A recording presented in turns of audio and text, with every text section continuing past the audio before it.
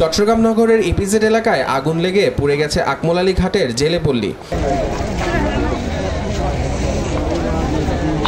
ব্যাপক ক্ষয়ক্ষতি হয়েছে বলে জানা যায়। পরে ফায়ার সার্ভিসের 3টি ইউনিট 4 ঘন্টার চেষ্টায় আগুন নিয়ন্ত্রণে আনে। শনিবার রাত 11:30টার দিকে একটি তেলের দোকান থেকে আগুনের সূত্রপাত হয়। আগুনের 20টিরও বেশি বসতঘরের পাশাপাশি দোকান পুড়ে ছাই হয়ে যায়। পুড়ে গেছে জেলেদের মাছ ধরার জাল, তেলের দোকান সহ আরও বেশ কয়েকটি দোকান। ব্যবসায়ীদের দাবি, আগুনে তাদের কোটি টাকারও বেশি ক্ষয়ক্ষতি হয়েছে।